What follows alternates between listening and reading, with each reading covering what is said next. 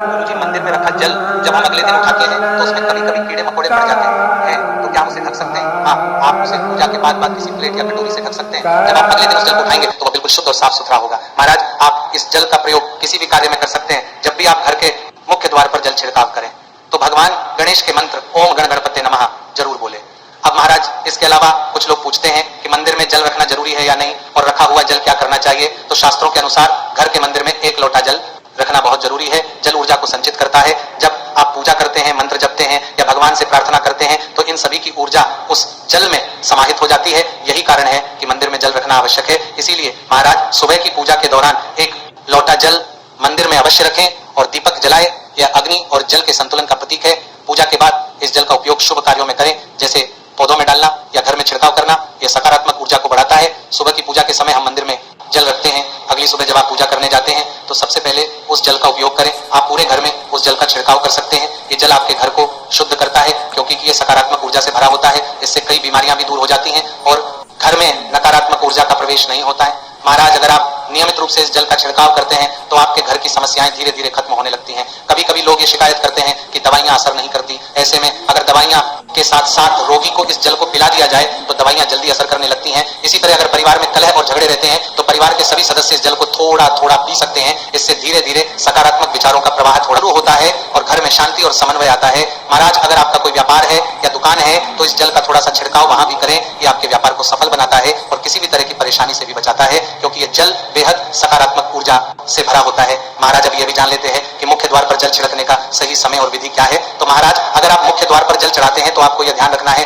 कि जल को रात में सोने से पहले एक पात्र में भरकर रखना चाहिए। आप कोई भी पात्र ले सकते हैं, जैसे तांबे, पीतल, स्टील या चांदी का। यदि गंगा जल उपलब्ध हो तो उसे थोड़ी मात्रा में डालें और फिर शुद्ध जल से पात्र भर दें। अगर गंगा जल नहीं है तो केवल शुद्ध जल भी पर्याप्त है। अब महाराज, इस जल से भरे पात्र को आप अपने घर की रसोई में रख दीजिए और सुबह उठकर इस जल का छिड़काव आप अपने घर के मुख्य द्वार पर करें। मुख्य द्वार पर सुबह सबसे पहले छिड़काव किया गया जल घर की सभी समस्याओं को दूर करता है। यदि आप नकारात्मक ऊर्जा, मानसिक परेशानी, आर्थिक तंगी या वास्तु दोष से परेशान हैं तो ये उपाय आपकी मदद करेगा।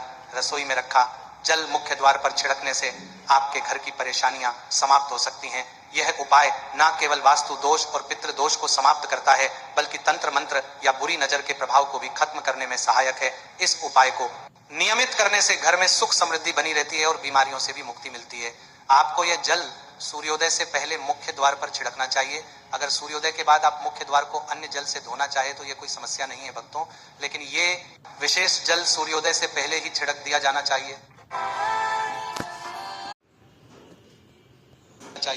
अब महाराज, कई लोग पूछते हैं कि क्या यह जल छिड़कने से पहले स्नान करना जरूरी है या बिना स्नान किए भी इसे किया जा सकता है। तो देखिए, जो जल हम सुबह मुख्य द्वार पर छिड़कते हैं वह एक महत्वपूर्ण उपाय है। इसे स्नान करने के बाद करना आवश्यक नहीं है। इसीलिए सुबह जल्दी उठे, सबसे पहले रसोई में जाएं और पहले से रखे जल को लेकर मुख्य द्वार पर जाएं, मुख्य द्वार खोलें और इस जल का छिड़काव करें। जल छिड़कते समय अपने पितरों और मां लक्ष्मी का ध्यान जरूर बनाने करें।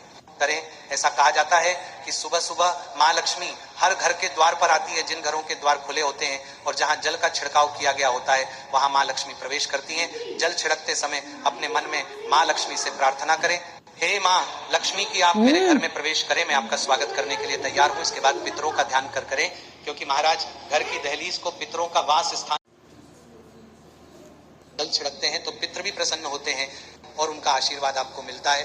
तो आपको स्नान करने की आवश्यकता नहीं है, आप बिना स्नान किए भी ये कार्य कर सकते हैं। अब महाराज, आपके अगले प्रश्न की बात करें कि क्या जल का छिड़काव झाड़ू लगाने के बाद करना चाहिए या पहले। इसका उत्तर यह है कि सुबह उठने के बाद सबसे पहला कार्य जल का छिड़काव करना चाहिए। इसके बाद आप झाड़ू लगा सकते हैं। सुबह उठते ही सबसे पहले बिस्तर पर बैठकर अपने दोनों हथेलियों को देखें और मां लक्ष्मी का ध्यान करें। यदि आप चाहे तो कराग्रे वसते लक्ष्मी कर मध्य सरस्वती कर मूले तु गोविंद प्रभाते कर दर्शन, फिर दोनों हाथ जोड़कर देवी देवताओं को प्रणाम करें। इसके बाद हाथ से धरती माता को स्पर्श कर प्रणाम करें और धीरे से अपना दाहिना पांव जमीन पर रखें। फिर रसोई में जाकर जल लें और मुख्य द्वार पर जल छिड़क दें। जल छिड़कते समय मां लक्ष्मी और भगवान विष्णु का ध्यान अवश्य करें। अब महाराज, उसके बाद आप अपने घर के अंदर आकर अपनी दिनचर्या जैसे झाड़ू लगाना, स्नान करना आदि कर सकते हैं। अब कुछ लोगों का यह सवाल होता है कि क्या जल छिड़कने के बाद मुख्य द्वार की सफाई की जा रही है सकती है। तो हाँ, आप ऐसा कर सकते हैं। पहले रसोई में रखा जल मुख्य द्वार पर छिड़क दें। इसके बाद अतिरिक्त पानी लेकर मुख्य द्वार की अच्छे से सफाई झाड़ू या पानी से कर सकते हैं। अब महाराज, कुछ लोगों का सवाल रहता है कि अगर वे फ्लैट या किराए के कमरे में रहते हैं तो जल का छिड़काव और दीपदान कहाँ करें? तो इसका उत्तर यह है कि आप जहाँ रहते हैं वहाँ के गेट को ही अपना मुख्य द्वार माने, यानी कि जिस दरवाजे पर आपका नाम लिखा हो या नेम प्लेट लगी हो वहीं पर जल छिड़कना है और दीपदान करें। अगर आपके पास एक ही कमरा है तो कमरे के दरवाजे को मुख्य द्वार माने और वहीं पर यह उपाय करें।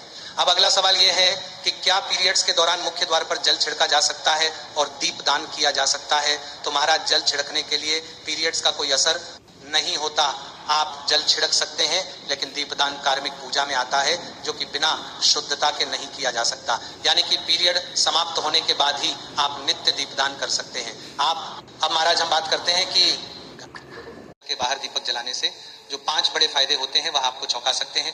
भगवान की पूजा में दीपक जलाने का महत्व तो आप सभी जानते ही हैं, क्योंकि हिंदू धर्म में देसी घी या सरसों के तेल का दीपक जलाना बेहद शुभ माना जाता है तथा तिल के तेल का दीपक भी जलाया जाता है। लेकिन भगवान के सामने दीपक जलाना केवल पूजा का एक तरीका नहीं है, बल्कि घर के अंदर और बाहर दीपक जलाने से कई लाभ मिलते हैं।